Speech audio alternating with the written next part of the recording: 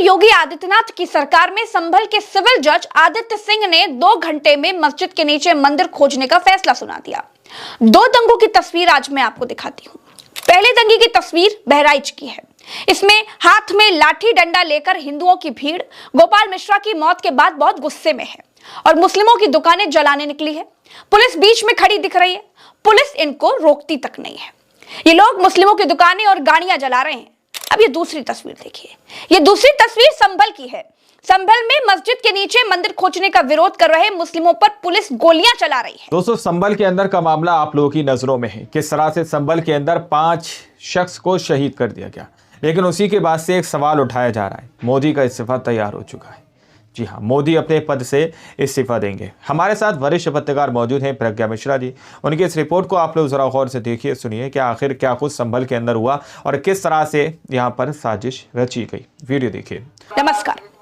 बिलाल, नईम, कैफ और अयान संभल में मस्जिद के नीचे मंदिर खोजने के खेल में मार दिए गए। अयान अभी सिर्फ 16 साल का था। ठाकुर योगी आदित्यनाथ की सरकार में संभल के सिविल जज आदित्य सिंह ने 2 घंटे में मस्जिद के नीचे मंदिर खोजने का फैसला सुना दिया। 2 दंगों की तस्वीर आज मैं आपको दिखाती हूँ। पहले दंगे की तस्वीर बहराइच की है। इसमें हाथ में लाठी डंडा लेकर हिंदुओं की भीड़ गोपाल मिश्रा की मौत के बाद बहुत गुस्से में है और मुस्लिमों की दुकानें जलाने निकली है। पुलिस बीच में खड़ी दिख रही है। पुलिस इनको रोकती तक नहीं है। ये लोग मुस्लिमों की दुकानें और गाड़ियां जला रहे हैं। अब ये दूसरी तस्वीर देखिए। ये दूसरी तस्वीर संभल की है। संभल में मस्जिद के नीचे मंदिर खोजने का विरोध कर रहे मुस्लिमों पर पुलिस गोलियां चला रही है। ये अंतर है। सरकार के काम करने के तरीकों में ये अंतर है। एक तरफ पुलिस गोली मार रही है, दूसरी तरफ उसी पुलिस की बत्ती गुल है।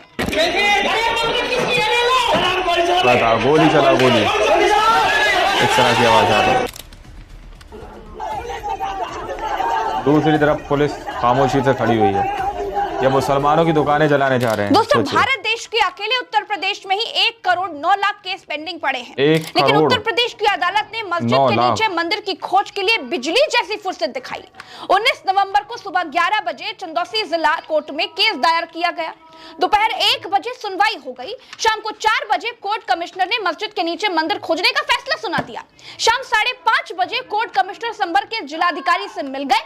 शाम 6 बजे कोर्ट कमिश्नर खुद सर्वे के लिए शाही जामा मस्जिद पहुंच गए। रात करीब 7:30 बजे सर्वे हो गया। सोचिए, इसी उत्तर प्रदेश की आम जनता के चप्पल घिस जाते हैं कोर्ट कचहरी के चक्कर लगाते लगाते। आम आदमी के केस सुलझाने में जजों को मजा नहीं आता है, लेकिन मस्जिद के नीचे मंदिर खोजने में जज साहब कितनी जल्दी में रहे होंगे, आप खुद सोचिए जरा। मुस्लिम पक्ष को सुना तक नहीं और सर्वे के आदेश दे दिए। परंतु हर मस्जिद में शिवलिंग को क्यों देखना? भाई वो भी एक पूजा है। अब इस केस के वकील साहब के बारे में जान लीजिए। वकील साहब का नाम है विष्णु शंकर जैन। अब जैन साहब को न मस्जिद से मतलब है, न मंदिर से मस्जिद मतलब है। जैन धर्म में 24 तीर्थकरों में से 4 तीर्थकरों की पूजा होती है, लेकिन ये भाई साहब मुसलमानों की मस्जिद के नीचे मंदिर खोज रहे हैं। जब ये मस्जिद के नीचे मंदिर खोजने के लिए जा रहे थे तो इनके पीछे चल रही भीड़ क्या कर रही थी जानते हैं? इनके पीछे चल रही भीड़ जय श्री राम के नारे लगाते हुए जा रही थी। सोचिए, क्या जज साहब ने ये परमिशन दी थी कि सर्वे के टाइम पर जय श्री राम के नारे लगाए जाएंगे? क्या इसके पीछे मुस्लिम समाज को उकसाने और दंगा कराने की कोई मंशा नहीं है?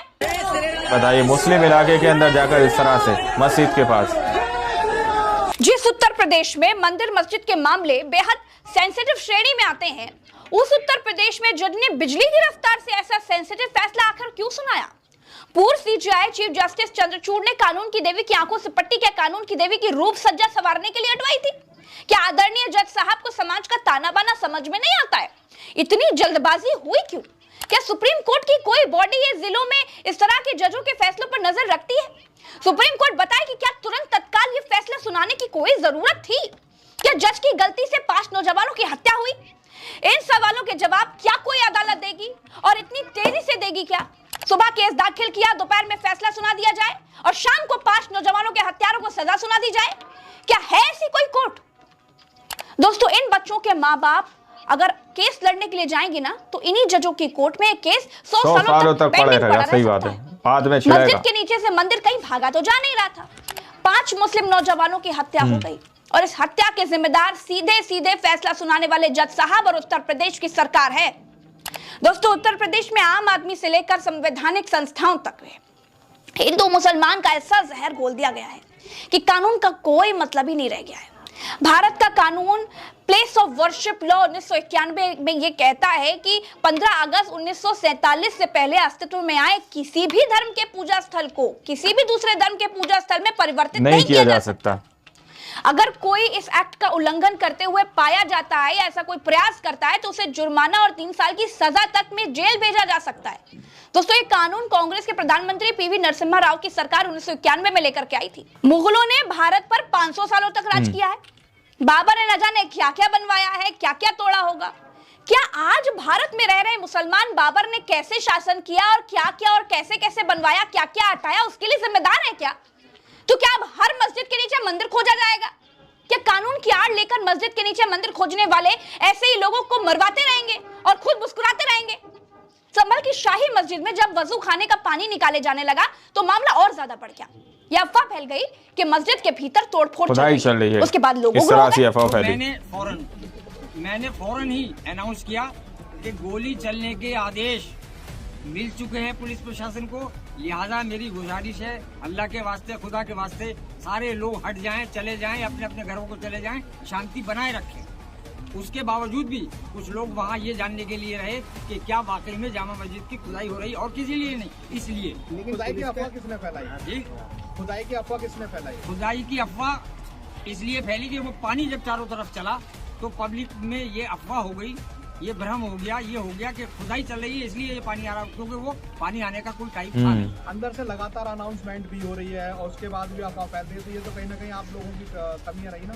नहीं, हमारी क्या कमी रही? हम तो बराबर अनाउंस कर रहे हैं। पानी की जो कमी है, सबसे बड़ा जो अफवाह फैली है वो पानी को देख के फैली है कि ये पानी क्यों आ रहा है। इसका मतलब ये है कि अंदर खुदाई हो रही है। उत्तर प्रदेश के मुख्यमंत्री योगी आदित्यनाथ ये कहते हैं कि उनकी सरकार में उत्तर प्रदेश में किसी को भी दंगा करने की हिम्मत नहीं है। लेकिन पिछले 1.5 महीने में 2 दंगे हो गए। बहराइच में एक व्यक्ति मार दिया गया और संभल में ये 5 लोग मार दिए गए। जब किसी की योगी राज में दंगा करने की हिम्मत नहीं है तो फिर 1.5 महीने में 2 दंगे हो कैसे गए? पुलिस बहराइच में बिल्कुल ढीली थी, पुलिस संभल में बिल्कुल ढीली थी। आप सोचिए, संभल में मस्जिद के भीतर मंदिर खोदा जा रहा था और फोर्स गायब थी।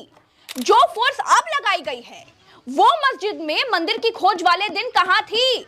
मैं गारंटी देती हूं कि जिस कट्टे से 5 मुस्लिम लोग मारे गए हैं वो कट्टा चलाने वाले कभी पकड़े ही नहीं जाएंगे। क्यों जानते हैं? क्योंकि जितना मैं उत्तर प्रदेश की पुलिस को जानती हूं, वो आरोपियों को पकड़ते समय एक अदद देसी तमंचा जरूर बरामद करती है। देसी तमंचे के खेल में तो यूपी की पुलिस का कोई जवाब नहीं है। क्या मुसलमान मस्जिद के सर्वे का विरोध करते करते खुद को गोली मार लेंगे? ये भी सोचने वाली बात है। इसका सीधा सा मतलब है कि ये एक साजिश है। हत्या करने के लिए अलग से देसी कट्टों का इस्तेमाल किया गया है। ये संभल के कप्तान है, इनको सुनिए जरा। इनको तो परमवीर चक्र दिया जाना चाहिए या फिर अब इनको उत्तर प्रदेश की पुलिस से निकालकर FBI में भर्ती कर दिया जाना चाहिए। भाई, कि आप भीड़ के जो बलवाई थे, पत्थरबाज थे, उनका क्या मकसद था, उनका क्या देखिए पुलिस वालों के पांव में गोली लगी है और इस तरीके की ये जो है जो उनका जो उद्देश्य था, लेकिन हमारी पुलिस ने और प्रशासन ने साथ में ये FBI में जाने लायक हो गए। इनका दिमाग अब 10 FBI एजेंटों पर भारी पड़ रहा है। ये साहब जो चाकू नुमा सबूत दिखा रहे हैं वो दंगे से लेकर के आए हैं, लेकिन इनको इतना भी तमीज नहीं है कि किसी घटना से उठाए गए सबूतों को ऐसे रखा जाता है जिससे उस पर किसी और के फिंगरप्रिंट न आने पाए। लेकिन कप्तान साहब को इसकी कोई चिंता नहीं है। ऐसा लग रहा है जैसे जज साहब की तरह ये भी बड़ी जल्दी में है। उनको दंगे और 5 लोगों की हत्या की गुत्थी सॉल्व करने में कोई दिलचस्पी नहीं है, या इनको ये गुत्थी पहले से मालूम थी, या ये भी हो सकता है कि गुत्थी उलझाने वाले सॉल्व क्यों ही कराएंगे। संभल के SP हर जगह पर भाजपा नेता की तरह बात करते हुए दिखाई देते हैं।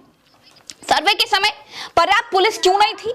जब इतना सेंसिटिव मामला था तो ड्रोन पहले से तैनात क्यों नहीं थे? इतना ईंट पत्थर कहां से आया, कैसे आया? LIU कहां थी? नकाबपोश लोग कहां से आ गए? सही बात है। इनको कुछ नहीं मालूम। इन सब सवालों पर ये बउआ बन जाते हैं। 19 तारीख को मस्जिद के भीतर सर्वे हुआ, बहुत शांति से सर्वे हुआ। फिर उत्तर प्रदेश में उपचुनाव हुआ, परिणाम आ गए।